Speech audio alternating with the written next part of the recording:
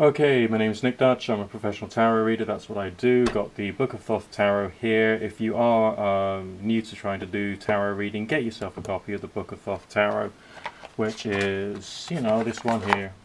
Okay, because it's easy, it's good. The art style will teach you about the energies of each and every single card and what they're actually trying to say, and that was the intention of the original designers.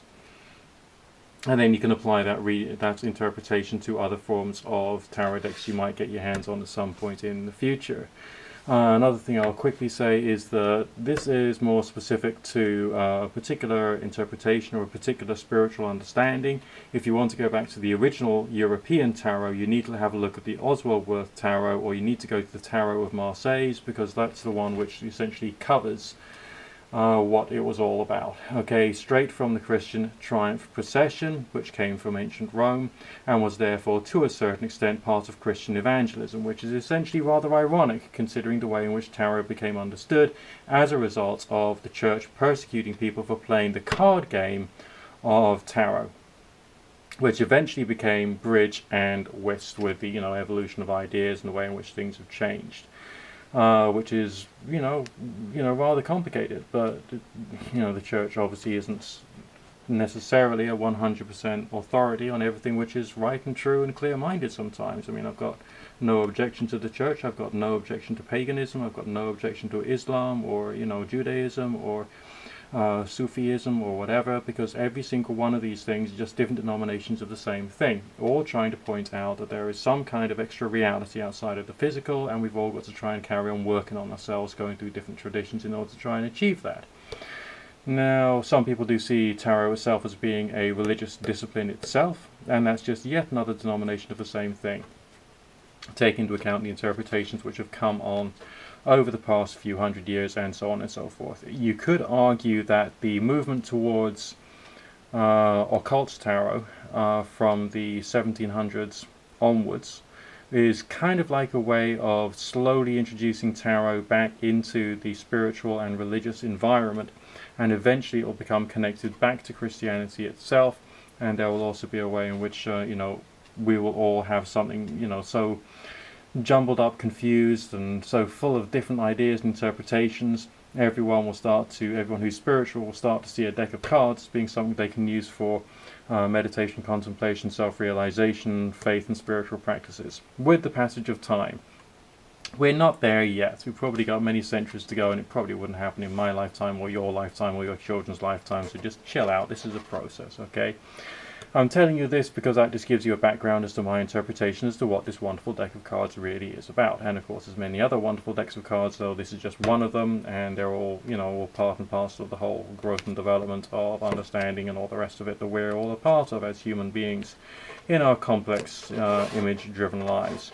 I'm doing a reading today for one lovely lady who's going through a few challenges with her career, and she's got two options out there, and she's not sure whether she should stay with what she's got or take one of those two options. So here we go. One for her current direction, her current career, where she is right now. One for the second option she wants to choose. Okay, the deck was shuffled very thoroughly, so essentially whatever we see here is whatever comes out. So what we'll do is we'll have a look at this situation from the way in which I feel, which is called an energy reading. We'll also have a look at the art style and see how the art style and the positions within the cards has some kind of impact and effect upon how, I relate to the situation. The first thing we'll say out of all of these, the only real, as it were, negative card in inverted commas would be that one there, which is the reverse Five of Pentacles, the Five of Cups. Currently labeled as disappointment, but, so there's a direction there that might not necessarily work out. Your signs of disappointment are reversed, suggesting there could still be something good there. We've got some very strong earth energy signs there, namely a disc or a coin or a pentacle sign, symbolizing commerce. It's an ace, suggesting a very focused direction, but it could be good money long term, but also there could be some challenges there. The very fact that the Five of Cups is reversed suggests that the disappointment might only be in the early stages, and then you can work through that and then build up a good career. So it depends upon how willing this particular lady client is to be challenged and to go through challenges and go through learning and go through growth and all the rest of it in order to get to her goals.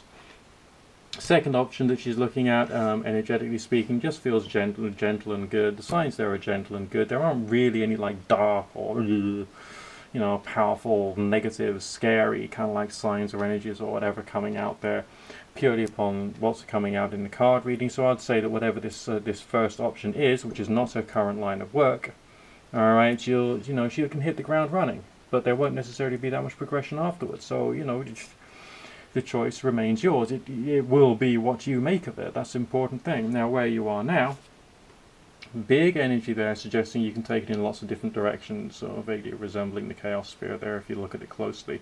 And also a sense of maybe a need to forgive those mad people who are around you, okay, and also to communicate more effectively with them in order to understand them, to bring about an almost childlike state of joy.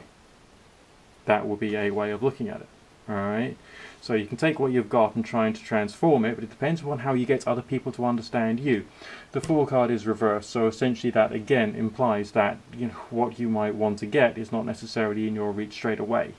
Not straight away. It will get there on the basis that you work at it. So I'm basically questioning as to whether you actually really need to leave the current line of employment right now, and to create the transition onto something where you can hit the ground running but there's nowhere to go. Or to go to a place where the money could be good long term, but you know, you got some challenges and a bit of learning and, you know, self-strengthening to overcome in order to get to your long-term goal. So you got to think about these things, and also think about where your current knowledge base is and what it is you want to achieve. Okay, does that make sense? Alright, my name's Nick Dutch, professional tarot reader. Been doing this professionally online for nearly 12 years at the time of recording. Been doing tarot readings on and off since I was 19 years of age, currently a 44-year-old man. I know my stuff, okay? This is what I do for a living, you know. I mean, if I was like a professional engineer, I'd probably be showing you how to use a lathe or something, or something along those lines. But this is my trade. This is what I do. I do parties and entertainment events, very rarely these days, because most of my work is one-on-one, online, via telephone and internet chat. Occasionally email readings and a little bit of SMS stuff as well, but it's, you know, this is a way of like bringing forth introspection into one's life, and it's great, you know, it's absolutely fantastic. I guess as a person I'd be much happier in like a 1970s Californian self-developmental cult. I mean, that would be like my cool, you know, understanding. Yeah, that's why you all should be living anyway, you know, just living by introspection, self-analysis and growth and development. And just like having readings on once in a while can assist you in getting more closer to reality when it comes to like what's real as opposed to what you're thinking. And you can disagree with your readers, you're allowed to, you're encouraged to. We sell this as an entertainment service because that gives you the power to make real decisions about your lives and not to place all the authority and power and the rest of it in the hands of your reader. Okay, that's the way it should be. It's positive, it's important, it's great, it's entertaining, it's wonderful. You just like, think things through, and we can help you to do that, through bouncing ideas off us. Okay? You don't have to, you know, do what you're told by somebody else. You can learn how to think for yourself, and on top of that, you know, as well as getting counseling and psychotherapy so you can dig deep with all your problems, you can have someone who's instantly available on the telephone or on the internet chat, so you can talk about a few issues there and get a bit of excitement, motivation and all that kind of stuff to bring you back into a frame of mind of positivity so you can carry on with your fight. Alright, that's what I offer. It's awesome.